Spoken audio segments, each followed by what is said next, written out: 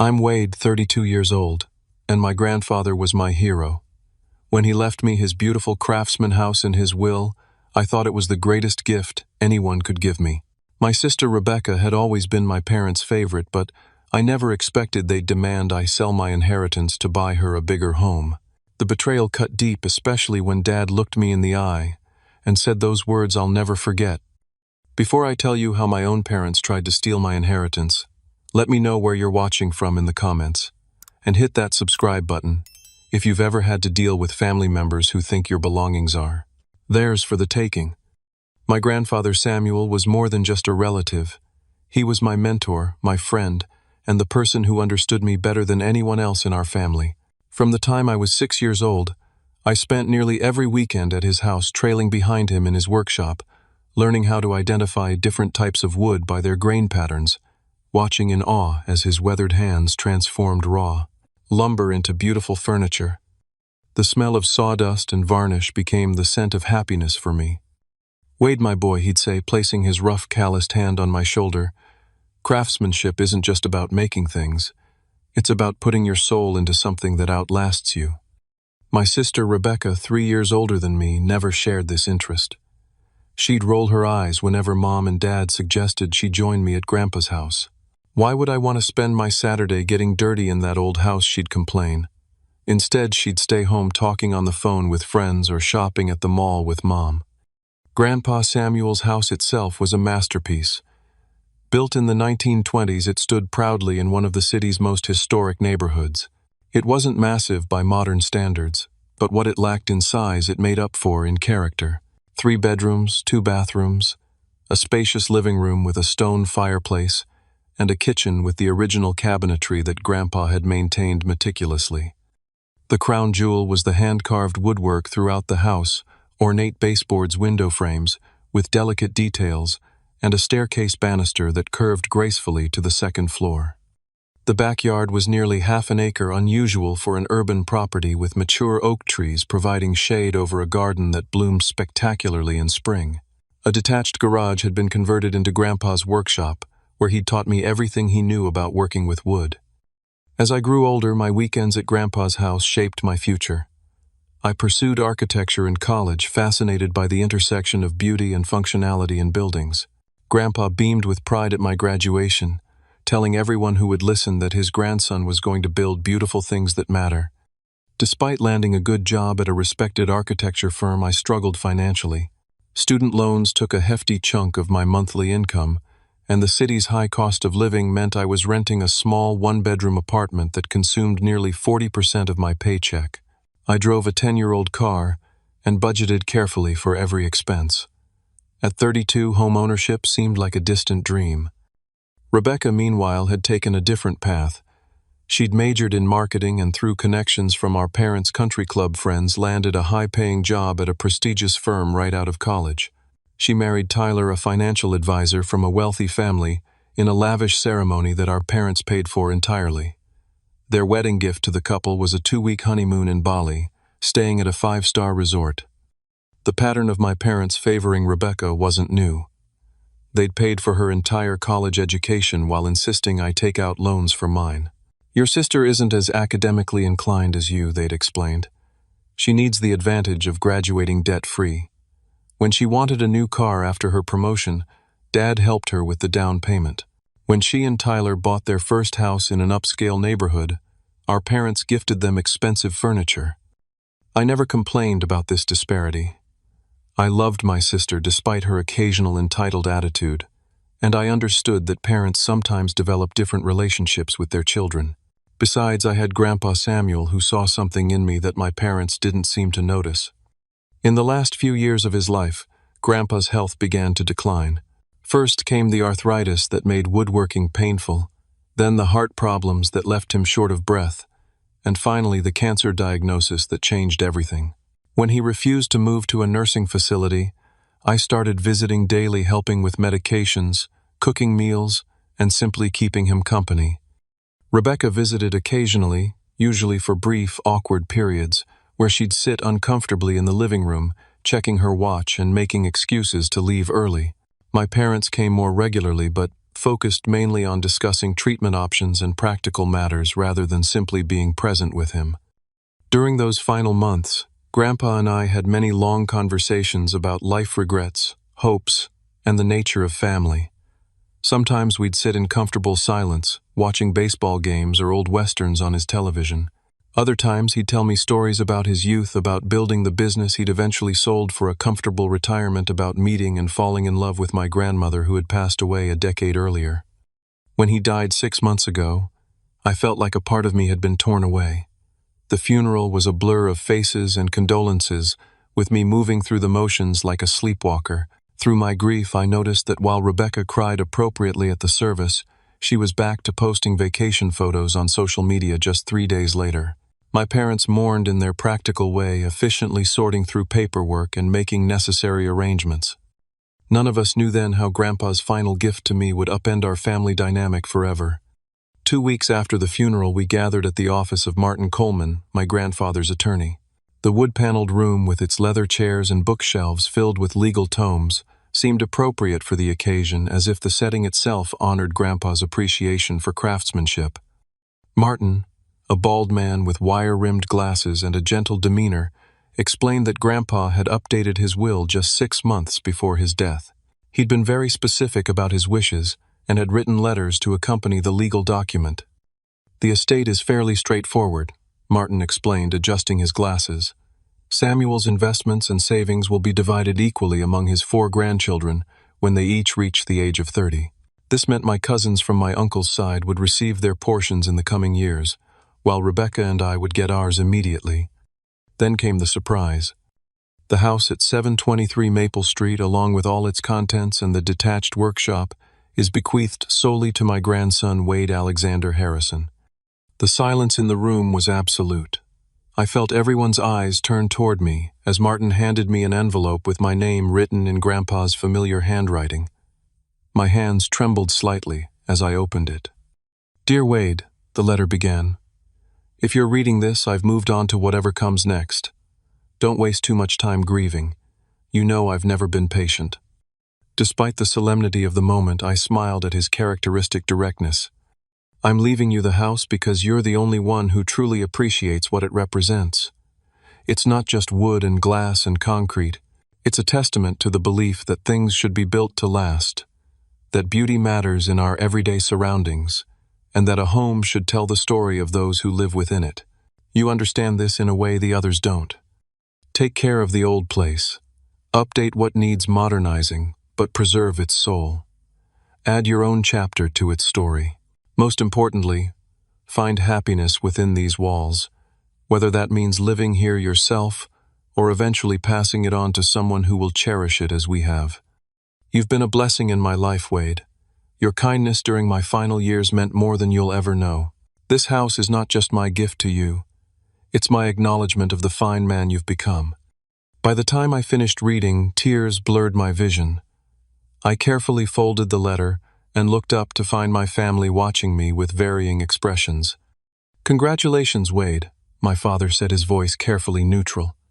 "That's wonderful," my mother added, though her smile seemed strained. Rebecca's husband Tyler was the most enthusiastic. "Wow, what a windfall. That neighborhood has skyrocketed in value. You're sitting on a gold mine, Wade." Only Rebecca remained silent, her lips pressed into a thin line. As we left the attorney's office, the congratulations continued, seemingly genuine. My uncle clapped me on the back, saying, "Samuel always had a soft spot for you. Can't say I'm surprised." My mother hugged me and whispered, "He loved you so much, honey. I'm happy for you." Even Rebecca managed a tight smile and said, "You spent a lot of time with him. You deserve something special." That evening, alone in my apartment, I sat with the reality of this unexpected gift. The house I'd loved visiting my entire life was now mine. The financial burden of rent would disappear. The craftsmanship I'd admired since childhood would surround me daily. Most precious of all, I'd live surrounded by memories of the person who had believed in me most. I spent the next week making plans. My lease had 3 months remaining, which gave me time to organize the move. I visited the house daily, taking inventory of what I wanted to keep, what needed repair, and what renovations I might undertake while respecting the original character. My plans were modest but exciting. The electrical system needed updating for safety, and the kitchen appliances were outdated. The bathroom fixtures could use modernizing, but I wanted to preserve the original clawfoot tub and tile work. The hardwood floors needed refinishing, but their quality was exceptional.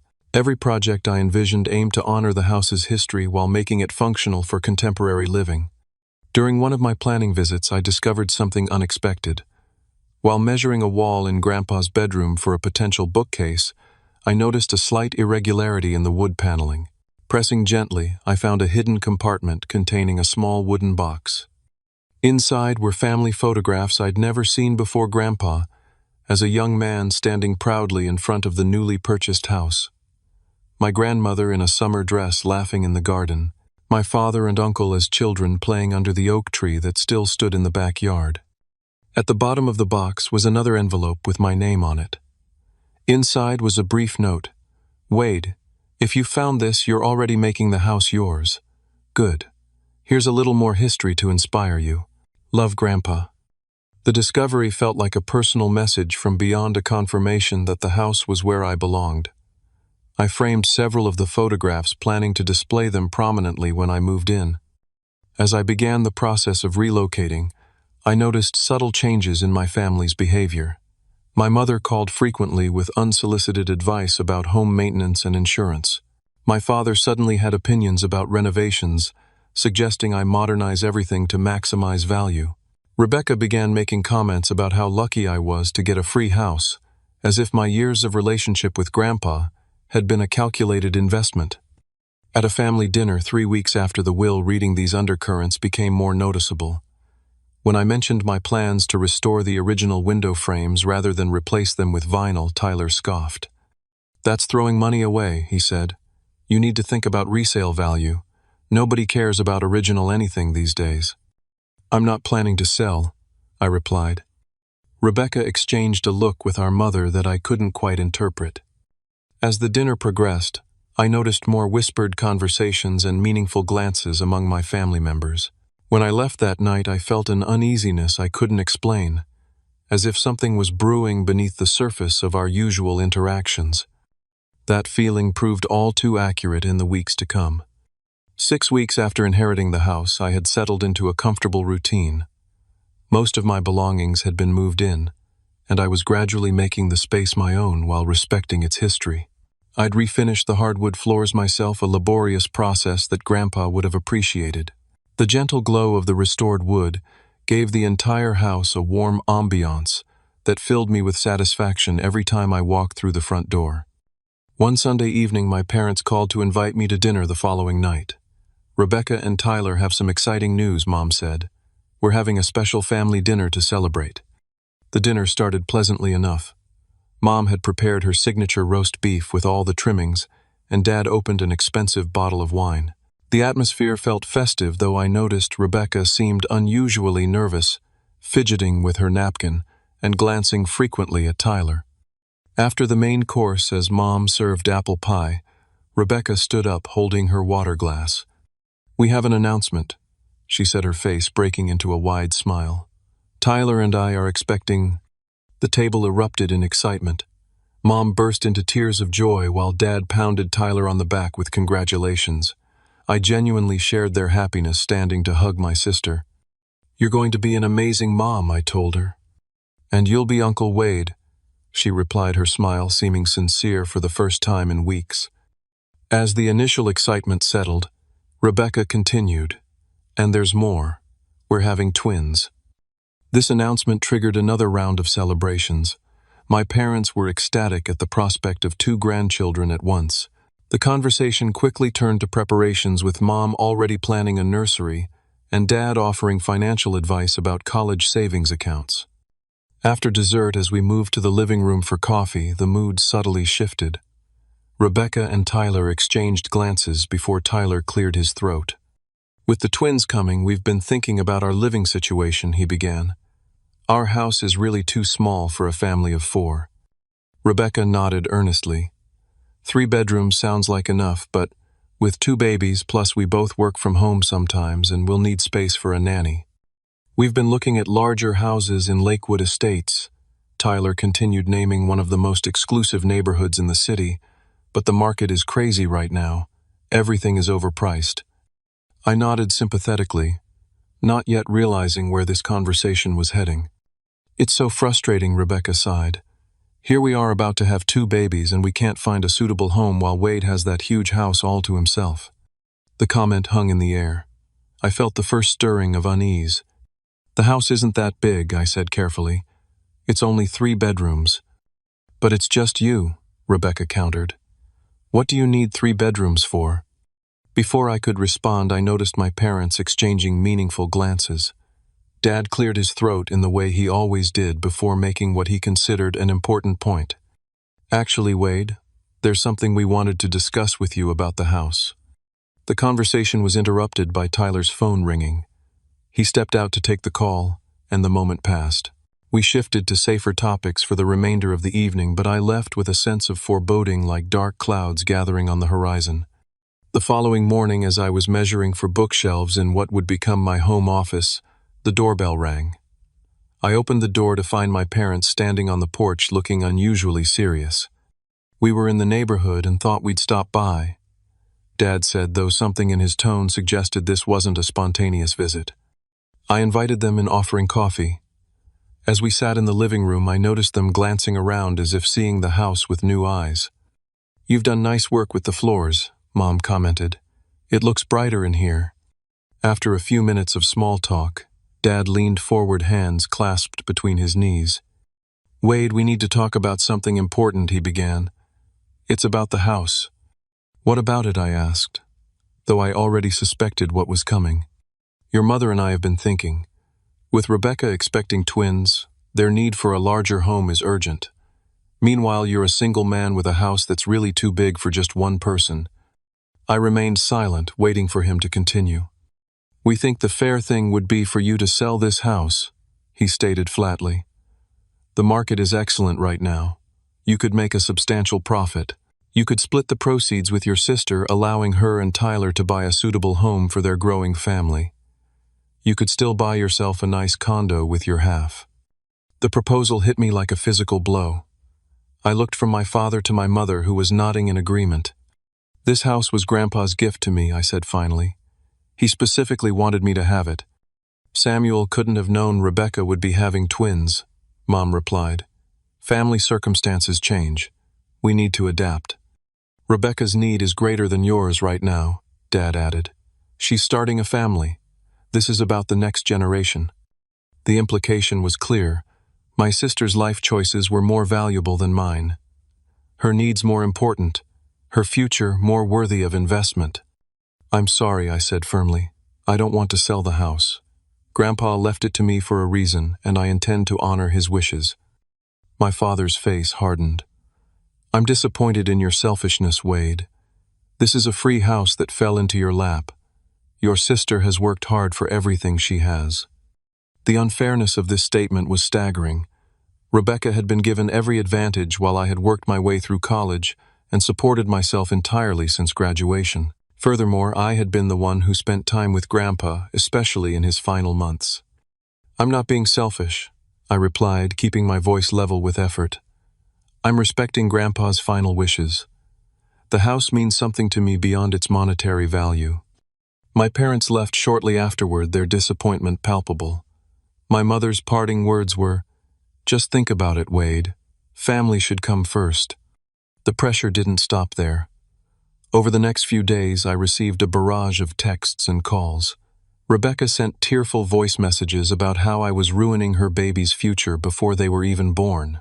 Tyler called with detailed financial arguments about how selling the house was the rational choice. Even distant relatives I rarely spoke with reached out to reason with me. The most painful call came from Rebecca late one night. "How can you be so cold?" she sobbed into the phone. "These are your niece and nephew we're talking about. Don't you want them to have the best possible start in life? A proper home with enough space to grow up happy and healthy. Your current house is perfectly nice," I reminded her.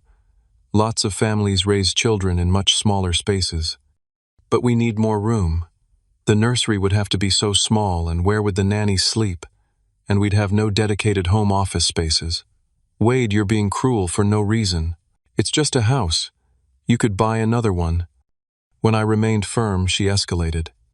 You know, Mom and Dad always said you were the reasonable one, the kind one.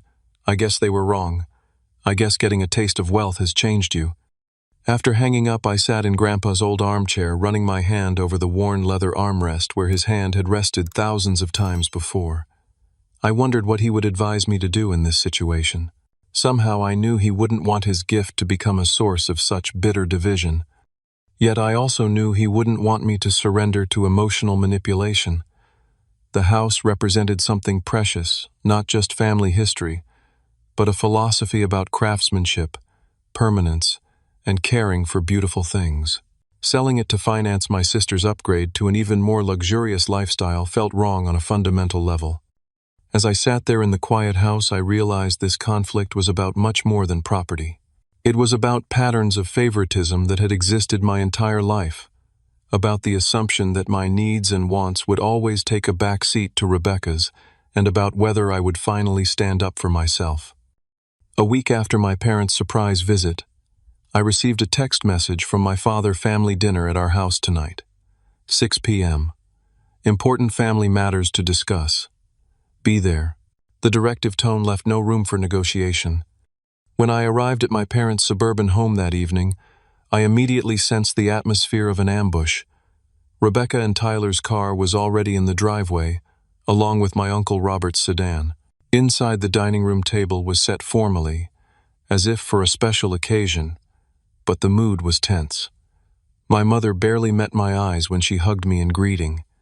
Once everyone was seated and the meal served, my father took control of the conversation.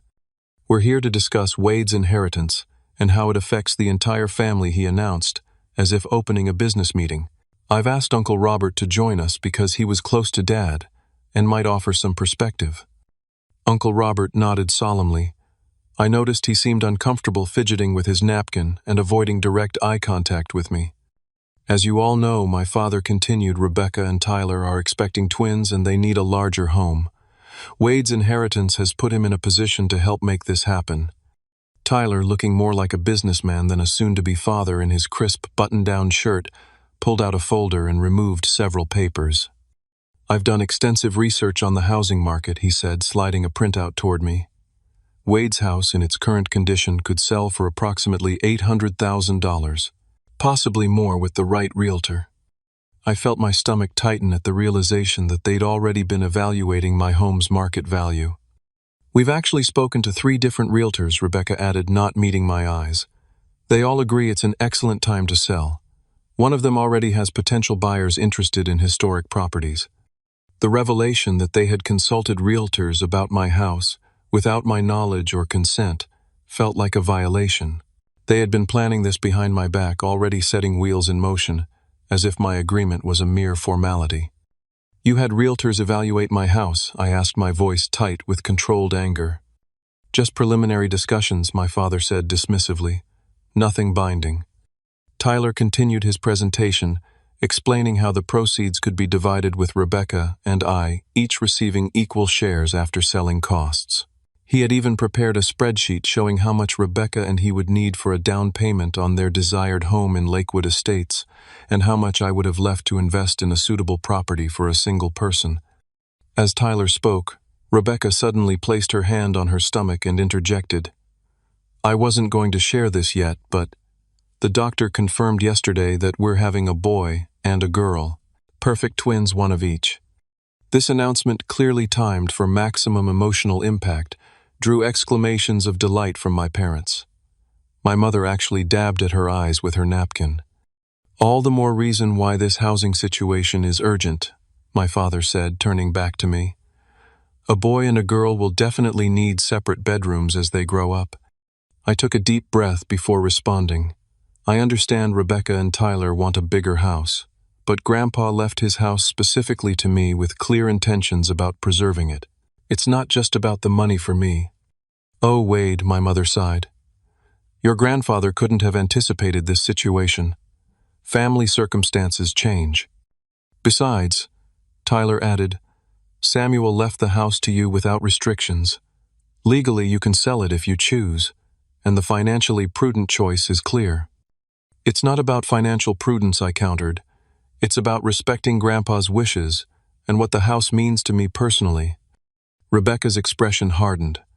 What about respecting family? What about helping your own niece and nephew have the best possible start in life?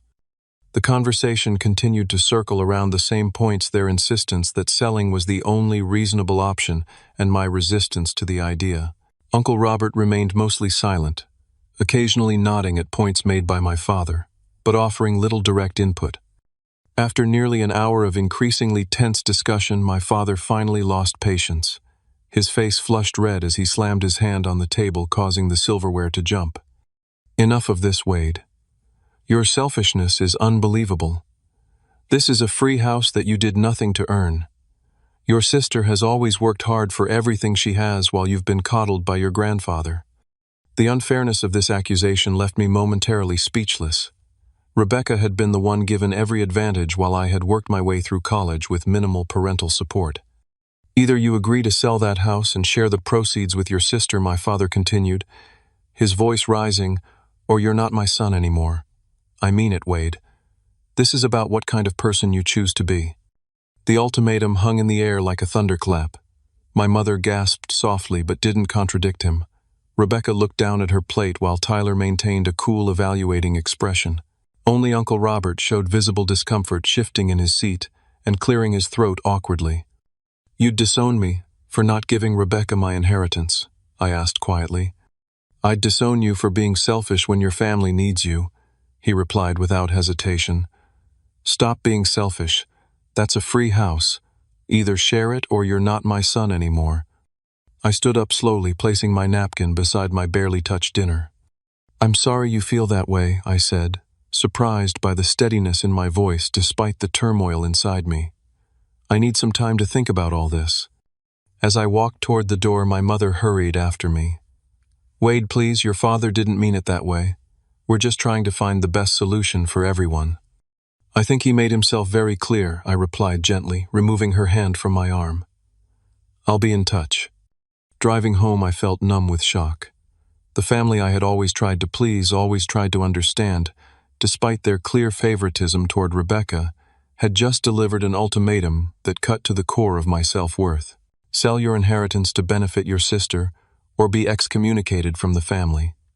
The next morning I called in sick to work and invited my best friend Marcus over. I needed perspective from someone who wasn't entangled in family dynamics. Marcus listened intently as I recounted the previous night's events, his expression growing increasingly incredulous. That's messed up, man, he said when I finished. They're basically trying to bully you out of your inheritance. And for what? So your sister can have an even fancier house. It's not like they're struggling financially. They made it sound like I'm depriving the twins of a decent home, I said, running a hand through my hair in frustration. That's emotional manipulation, Marcus replied firmly. Rebecca and Tyler already have a perfectly good house. They want an upgrade, not a necessity. Don't let them twist this into you harming children who aren't even born yet. His clarity helped me see through the fog of guilt my family had created. Still, I needed to understand my legal position. Later that day, I arranged a meeting with Martin Coleman, my grandfather's attorney. Martin's office felt like a sanctuary of reason after the emotional chaos of family pressure. He reviewed the will carefully, then looked at me over his glasses. The house is yours, Wade, free and clear, he stated. Your grandfather's wishes were explicit. There are no legal conditions that would compel you to sell or share the proceeds. My family is claiming that Grandpa would have wanted me to sell if he'd known about my sister's pregnancy, I said. Martin's expression softened. I knew your grandfather for over 30 years. He was a thoughtful man who rarely made decisions impulsively. This will was updated just 6 months before his passing, when he was of completely sound mind. He considered all his options carefully. He paused, seeming to weigh his next words. What I can tell you is that your grandfather was aware that Rebecca and Tyler might start a family soon. It didn't change his decision about the house. This confirmation strengthened my resolve. Grandpa had made his choice knowingly, not out of oversight or lack of information. As our meeting concluded, Martin shared one more piece of information that illuminated the situation further. "I probably shouldn't tell you this," he said, "but given the circumstances, you should know. Your parents actually expected to inherit the house themselves. They had mentioned to Samuel several times that they were counting on selling it to fund their retirement. He deliberately chose a different path." This revelation explained much about my parents' anger. Their ultimatum wasn't just about Rebecca's needs, it was about their own thwarted expectations. They had counted on the house as part of their financial future and were now trying to salvage something from what they perceived as a loss. Driving home from the lawyer's office, I came to a difficult realization: my family would never respect my ownership of the house. Even if I refused to sell now, the pressure would continue. Every family gathering would become a battlefield. Every milestone in the twins' lives would be an opportunity to remind me of my selfishness. The house that should bring me joy would instead become a source of constant conflict. Something had to change, but surrendering to their demands felt wrong on a fundamental level. There had to be another way, a solution that honored Grandpa's intentions while freeing me from this toxic situation. As I pulled into the driveway of the Craftsman house that evening, watching the setting sun illuminate the stained glass panel in the front door, an idea began to form in my mind. For the next several days, I retreated into solitude within the house, ignoring most calls and texts from my family. I needed space to think clearly away from their emotional manipulation and ultimatums. I told them I was considering their proposal, but needed time to process everything. Each evening after work, I walked through the rooms of the house, absorbing its character, running my fingers along the hand-carved woodwork, and trying to connect with what my grandfather had truly intended by leaving it to me. In his bedroom, I reopened the hidden compartment and studied the old photographs, seeking guidance from the past. One image in particular caught my attention: Grandpa standing proudly beside an elderly woman in front of the house, both holding a plaque of some kind. I hadn't noticed this detail before. Using a magnifying glass from his desk drawer, I could just make out the words "Historical Preservation Society" on the plaque. This discovery sparked an idea. The next morning, I contacted the local Historical Preservation Society and asked if they had any records about my grandfather's involvement. The receptionist connected me with Eleanor Johnson, the society's director. Samuel Harrison. Eleanor's voice brightened immediately. "Of course I remember him. He was one of our most dedicated supporters. That house of his is a perfect example of 1920s craftsman architecture. Is this about the property?" We arranged to meet that afternoon at a coffee shop near my office. Eleanor turned out to be a vibrant woman in her 60s with silver hair cut in a stylish bob and bright, intelligent eyes behind red-framed glasses. She arrived carrying a folder of documents. "I pulled our records on your grandfather's house," she explained, spreading photographs and paperwork on the table. "Samuel worked with us for years to document the historical significance of the property. He was passionate about preserving not just the house itself, but the craftsmanship it represented." She showed me copies of the original architectural plans, historical photographs, and documentation about the house's original builder, a master carpenter who had constructed several significant buildings in the city. "Your grandfather never pursued official historical designation because he worried about the restrictions it might place on future owners," Eleanor explained. "But he always hoped the house would be preserved by someone who appreciated its value." As we talked, I learned that Eleanor had known my grandfather well beyond their work with the Preservation Society. They had served together on community boards and shared a philosophy about the importance of maintaining historical character in developing neighborhoods. "Samuel talked about you often," she said with a warm smile. "He was so proud of your interest in architecture and craftsmanship. He would tell me about projects you worked on together." This personal connection made what I was considering even more meaningful. As our conversation continued, Eleanor mentioned that her daughter Julia ran a non-profit organization called Heritage Homes Education Center, which provided workshops on traditional building techniques and restoration skills. "Julia is always looking for historic properties to use for demonstrations and classes," Eleanor commented. "It's getting harder to find suitable locations as more old homes are demolished for new development." A plan began to crystallize in my mind. "Eleanor," I asked, "would the Historical Preservation Society ever consider purchasing a property like my grandfather's house?" Her eyes widened. "Are you considering selling?" I explained my situation in broad strokes, omitting the more painful details of my family's ultimatum. I want to honor my grandfather's wish that the house be preserved, but my current family circumstances make living there complicated. Eleanor nodded thoughtfully. The society itself has limited funds for acquisitions, but we do partner with donors and other organizations for preservation projects. Would you be open to meeting with Julia and me to discuss possibilities? The next day, I welcomed Eleanor and her daughter Julia to the house. Julia, a woman about my age with her mother's intelligent eyes and a passionate demeanor, was immediately enthralled with the property. "This is extraordinary," she exclaimed, examining the original window frames. "You almost never see this level of craftsmanship intact anymore. Most houses this age have had their character elements stripped out during renovations." We spent hours touring the house with Julia, documenting details and discussing the educational potential of the space. We could host workshops on traditional woodworking restoration techniques, period-appropriate renovation. The possibilities are endless. By the end of their visit, a partnership was taking shape. The Historical Preservation Society, in conjunction with the Heritage Homes Education Center, would purchase the house at a below-market price. In exchange, they would guarantee its preservation through a formal historical designation and convert it into an educational center named in honor of my grandfather. The Samuel Harrison Center for Traditional Craftsmanship, Eleanor suggested, a living monument to his values and skills. The idea resonated deeply. This solution would protect the house from future development, honor my grandfather's legacy in a public way, and free me from the ongoing family conflict. The below-market sale price meant I would receive less money than if I sold to commercial buyers, but it felt like the right choice on a soul level. Over the next week, we refined the details. I consulted with Martin Coleman to ensure the legal aspects were sound. The agreement included specific conditions: the exterior and significant interior features would be preserved. My grandfather's workshop would be maintained as a functional teaching space, and a permanent plaque would acknowledge his contribution to preserving traditional craftsmanship. The financial arrangement was straightforward.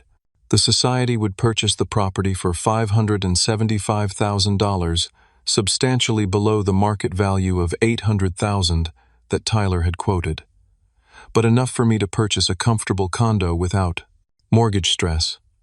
More importantly, the sale would come with the satisfaction of knowing I had honored Grandpa's legacy in a meaningful way. We agreed to expedite the process, completing the sale within 2 weeks. I arranged for temporary storage of personal belongings and found a month-to-month apartment rental while I searched for a permanent residence. Throughout this period, I maintained minimal contact with my family, responding to their increasingly urgent messages with vague assurances that I was still thinking things through. The day we signed the papers transferring ownership to the Historical Preservation Society, I felt a profound sense of peace. Eleanor and Julia had already begun planning the center's programming, with the first woodworking workshop scheduled for the following month. They had contacted local artisans who had known my grandfather, several of whom had volunteered to teach classes. "We'll take good care of Samuel's legacy," Eleanor promised as we completed the transaction. "This house will continue to inspire craftsmanship for generations to come."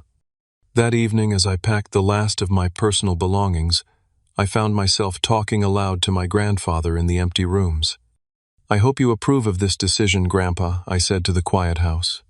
"It wasn't what either of us expected, but I think it honors what you valued most." A gentle breeze stirred the curtains in the workshop, sending a swirl of dust motes dancing in the last rays of sunlight. I chose to take it as a sign of his approval.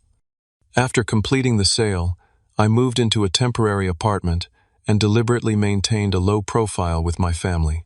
When they called or texted about the house, I gave non-committal responses, suggesting I was still considering their proposal.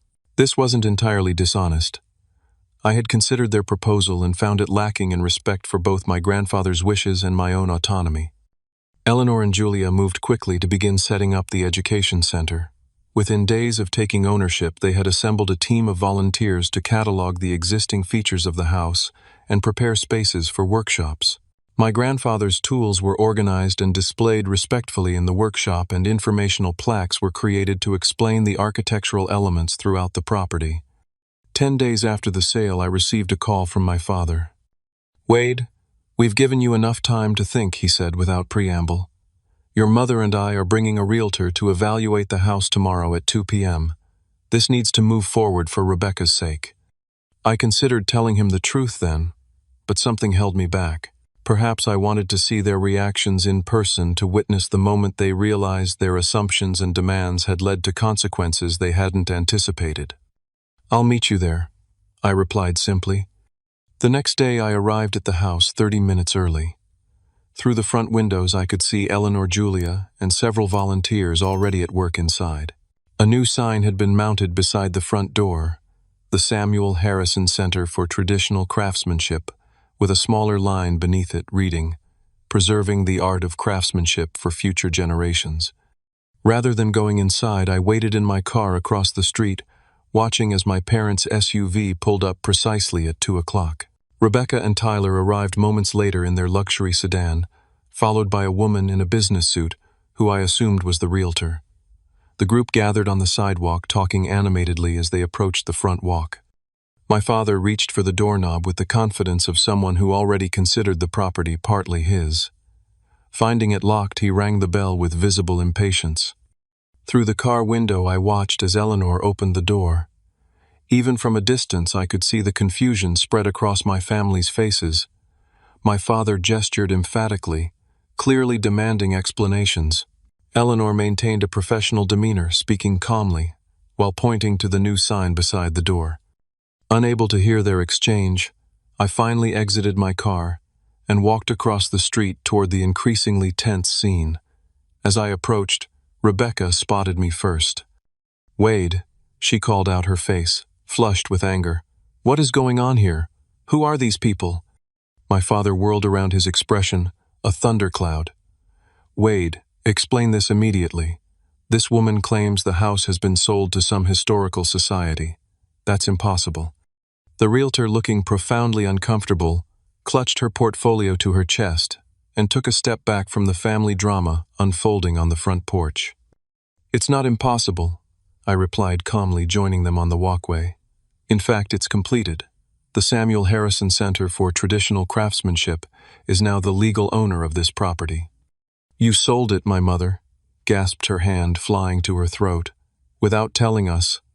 "Without consulting us," my father amended, his voice rising. "After everything we discussed." Tyler, always focused on finances, cut to what he considered the heart of the matter. "Who did you sell it to? For how much?" I gestured to Eleanor, who had been standing patiently in the doorway. "This is Eleanor Johnson, director of the Historical Preservation Society and a friend of Grandpa's. The society, in partnership with the Heritage Homes Education Center, purchased the house to create an educational facility that honors Grandpa's craftsmanship and values." Eleanor stepped forward, extending her hand professionally. "It's a pleasure to meet Samuel's family. He spoke of you often. We're very excited about preserving his legacy through this center." My father ignored her outstretched hand. "This is outrageous. You had no right to sell without family input, Wade. We had an agreement."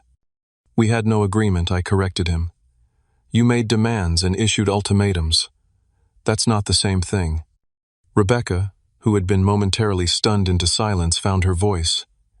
"You've ruined everything, the baby's future, our plans. How could you be so selfish?" Tyler, meanwhile, had pulled out his phone and was frantically searching something. "The Historical Preservation Society," he muttered. "Non-profit organization. Limited acquisition budget." He looked up sharply. "You sold it below market value, didn't you? You threw away hundreds of thousands of dollars just to spite us." The accusation stung, but I maintained my composure. "I sold it to an organization that will honor Grandpa's legacy and preserve what he valued. The price was fair for what mattered most." "What about what matters to your family?" my mother demanded, tears forming in her eyes. "Your sister's needs, your future niece and nephew." "My family issued an ultimatum," I reminded her. "Sell the house to benefit Rebecca, or be disowned." I made my choice accordingly. My father's face had turned an alarming shade of red. "You've lost millions for this family," he shouted, drawing attention from neighbors across the street. "That house could have set up Rebecca's children for life. Instead, you've given it away to strangers." Eleanor, who had been observing this exchange with increasing concern, stepped forward again. Perhaps this isn't the best venue for a family discussion. Would you like to come inside? We could talk more privately about the center and how it will honor Samuel's memory. We don't need a tour of what should have been our property, Tyler snapped, placing a protective arm around Rebecca, whose theatrical sobs had intensified. The realtor, clearly wishing to be anywhere else, mumbled something about another appointment and began edging toward her car. Wait, my father called to her. There must be some way to undo this, some legal challenge we can make. The realtor, to her credit, shook her head firmly. If the sale has been completed and recorded, there's nothing to be done. I'm sorry, but I can't be involved in this situation. She hurried to her car and drove away, leaving my family staring after her in disbelief. Julia had emerged from the house and joined her mother on the porch. We've already begun cataloging the original architectural elements, she explained, seemingly oblivious to the tension. The first woodworking class is scheduled for next Saturday. We're expecting a full enrollment. This practical information about the house's new function seemed to finally penetrate my family's anger. The reality of what had happened was sinking in. Not only had I sold the house without their input, but I had transformed it into something that could never be undone. The historical designation that Eleanor would secure would protect it from development permanently. You've betrayed this family, my father said, his voice now deadly quiet. I meant what I said before. You're no son of mine. Rebecca, still crying, added, I'll never forgive you for this, Wade. Never. Tyler, ever practical, was still fixated on the financial aspect. How much did you get for it? At least tell us that. How much did you throw away out of spite? I declined to answer, which only fueled their anger. As they continued to berate me on the front lawn, a van pulled up bearing the logo of the local newspaper. A photographer and reporter emerged, heading toward the house. We're here for the story about the new Samuel Harrison Center, the reporter explained, notepad in hand. Is one of you Wade Harrison? We'd love a statement about your decision to donate your grandfather's house to the preservation effort. Donata, Tyler sputtered. You donated it. Not exactly, I began, but Eleanor smoothly interjected. Mr. Harrison sold the property to us at a significantly reduced price to ensure its preservation, she explained to the reporter. It was an incredibly generous act that will benefit the entire community for generations to come. The presence of the media finally convinced my family that this was not the place to continue their tirade. My father gave me one last withering look before steering my mother toward their car. Rebecca allowed Tyler to guide her away, her tearful glares continuing until they drove off. As their vehicles disappeared down the street, I felt a complex mixture of emotions: sadness at the broken relationships, anger at their sense of entitlement, but predominantly a sense of relief. The decision had been made. The consequences had been faced. Whatever came next would be on new terms, not dictated by old patterns of favoritism and manipulation. Eleanor placed a gentle hand on my shoulder. Family conflicts are never easy, she said softly, but Samuel would be proud of what you've done here. This house will educate and inspire countless people because of your choice. Looking at the historic home now beginning its new chapter as an educational center, I nodded. Grandpa always said that craftsmanship was about creating something that outlasts you. I think this decision honors that belief better than anything else I could have done. As I gave the reporter a brief statement about my grandfather's legacy of craftsmanship, I realized I was starting a new chapter of my own life, one free from the shadow of family expectations that had never truly valued who I was. The aftermath of the confrontation was predictably difficult. For several weeks, silence stretched between me and my family like an unbridgeable chasm. No calls, no texts, no acknowledgement of my existence. I had been cut off exactly as threatened, and despite knowing I had made the right decision, the finality of it weighed heavily on my heart. I channeled my energy into establishing my new life. With the proceeds from the sale, I purchased a comfortable one-bedroom condominium in a converted industrial building downtown. The open floor plan and exposed brick walls provided the perfect canvas for my own modest woodworking projects, skills I had learned from my grandfather and was determined to continue practicing. My job at the architecture firm kept me busy, but on weekends I often found myself drawn back to the Samuel Harrison Center. Eleanor and Julia had transformed the property with remarkable efficiency. The living room now served as a gallery, showcasing examples of traditional craftsmanship. The dining room had become a classroom with workbenches built to my grandfather's specifications. His workshop remained largely unchanged, preserved as a functional example of a traditional woodworking space. 6 weeks after the center opened, I agreed to teach a weekend workshop on basic joinery techniques. Standing in my grandfather's workshop, guiding participants through the same skills he had once taught me, I felt his presence strongly. The ache of family estrangement was still there, but it was balanced by the satisfaction of honoring his legacy in a way that benefited others. One Saturday afternoon, after concluding a class, I was cleaning tools in the workshop when Julia entered with an unexpected message. "There's someone here to see you," she said, her expression carefully neutral. "Your father." My heart jumped into my throat. "Did he say what he wants?" "Just to talk to you. He's in the garden." I found my father sitting on the wooden bench beneath the largest oak tree, the same bench where Grandpa and I had often sat together. He looked older somehow, the lines in his face deeper than I remembered. When he saw me approach, he stood awkwardly, hands thrust into his pockets. "Wade," he nodded in greeting. "Dad," I replied, maintaining a safe, emotional distance. We stood in uncomfortable silence for a moment before he gestured to the bench. "Can we sit?" Once seated, he stared straight ahead at the flower beds that the center's volunteers had meticulously maintained. "The garden looks good," he commented. "Your grandfather would approve." "The volunteers have done great work," I agreed cautiously. Another silence stretched between us, until he finally turned to face me. "I came to say I was wrong," he said, the words seemingly difficult for him to pronounce. "About the house, about the ultimatum, about a lot of things." The admission stunned me.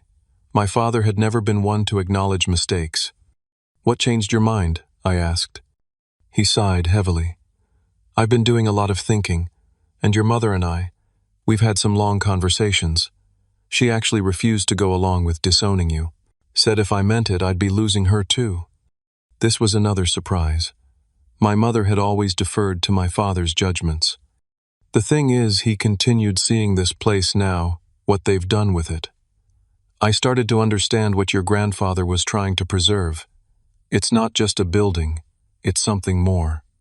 He gestured toward a group of visitors being led on a tour through the garden. "Last week I came by anonymously, took the public tour. The guide talked about Samuel's craftsmanship philosophy about building things to last generations. It made me realize I never really knew my own father that way. You did." I remained silent, allowing him space to continue. "Rebecca and Tyler are still angry," he admitted. "They found another house not as grand as they wanted but suitable. They're managing. The twins are due in 3 months." "I'm glad they found a place," I said sincerely. "The thing is, Wade, I realized we were asking you to sacrifice something meaningful to you for Rebecca's want, not need. We've always done that, haven't we? Expected you to step aside for her." The acknowledgement of this lifelong pattern nearly took my breath away. I had never expected him to recognize it, let alone articulate it. "Yes," I said simply. "You have." He nodded slowly. "I'm not proud of that. Your mother pointed out that we never even thanked you for all the time you spent with Dad in his final months. We took that for granted, too." We sat in silence for a few minutes, watching butterflies dance among the late summer flowers. "I don't expect instant forgiveness," he finally said, "but I'd like a chance to do better. To be the father you deserve, not just Rebecca's dad." The sincerity in his voice touched something deep within me. "I'd like that too," I replied. "It might take time." "Time I've got," he said, offering a tentative smile. "Your mother would love to see you. Maybe dinner next week, just the 3 of us." We made plans for the following Thursday, and as he stood to leave, he looked back at the house with new appreciation. "You know your solution was better than anything we proposed. Dad's legacy lives on here. That matters more than the money ever could." Over the following months, reconciliation came slowly but steadily. My mother, freed from following my father's lead in family matters, revealed a warmth I hadn't experienced from her in years. My father made consistent efforts to connect with me on my terms, even asking to learn basic woodworking skills. Rebecca's journey was more complicated. The birth of the twins, Alexander and Emma, initially hardened her resentment as she blamed me for their inadequate housing situation. But parenthood gradually softened her perspective. When the babies were 4 months old, she unexpectedly brought them to the center. "I thought they should know something about their great-grandfather," she explained awkwardly, "even if they'll never meet him." It was a small olive branch, but I accepted it gratefully. As we toured the center together, Rebecca seemed to see our grandfather through new eyes, appreciating the legacy of craftsmanship she had previously dismissed. "I never really knew him," she admitted, as we sat in the garden watching her husband walk the sleeping babies in their stroller. "I was so busy with my own life I missed knowing someone important." "He would have loved these two," I told her, nodding toward the twins. She smiled faintly. "Would you tell them about him sometimes? Share the stories I never bothered to listen to?" The request was her way of acknowledging what had been lost and what might still be salvaged. "I'd like that," I replied. Meanwhile, my own life expanded in unexpected ways. Teaching at the center introduced me to a community of people who shared my values about craftsmanship and preservation. Eleanor became a mentor and friend, including me in preservation projects around the city. Julia and I developed a close friendship that gradually evolved into something more, our shared passion for architectural history, providing common ground for a deepening relationship.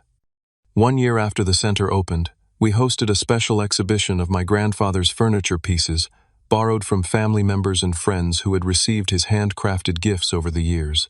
The event drew unexpected attention, including a feature in a national magazine about traditional craftsmanship. Standing in the packed gallery on opening night, surrounded by the fruits of my grandfather's lifetime of skilled work, I felt a profound sense of rightness. My parents and sister were there, genuinely supportive now. Eleanor and Julia stood proudly by the displays they had worked so hard to create. Community members examined the exhibits with appreciation and respect. In that moment, I understood that inheritance isn't just about property or money. It's about values, knowledge, and perspective. My grandfather's true gift wasn't the house itself, but the appreciation for craftsmanship and integrity he had instilled in me. By honoring those values, even at the cost of temporary family peace, I had preserved something far more valuable than real estate. The journey hadn't been easy. Standing up to family pressure required courage I hadn't known I possessed. The pain of rejection was real, as was the grief of broken relationships. But through it all, I had discovered my own strength and the importance of honoring what truly matters, even when it means making difficult choices. As visitors mingled through the exhibition, I found myself standing before the display of my grandfather's favorite handmade rocking chair. Beside it was a photograph of him sitting in that very chair, his weathered hands resting on the arms he had carved decades earlier. His expression was one of quiet satisfaction, a man at peace with his life's work. "I did my best, Grandpa," I whispered to the photograph. "Not in the way either of us expected, but I think you'd approve." Have you ever had to make a difficult choice to protect something valuable to you, even when others didn't understand its worth? Sometimes the hardest part of honoring our values is standing firm when those closest to us push us to compromise. If this story resonated with you, hit that like button and share it with someone who might need encouragement to stand their ground. Leave a comment about a time when you had to protect something meaningful to you, and don't forget to subscribe for more real-life stories about finding strength through life's most challenging moments. Thank you for listening, and remember, the most important inheritance isn't what we receive, but what we choose to preserve and pass on.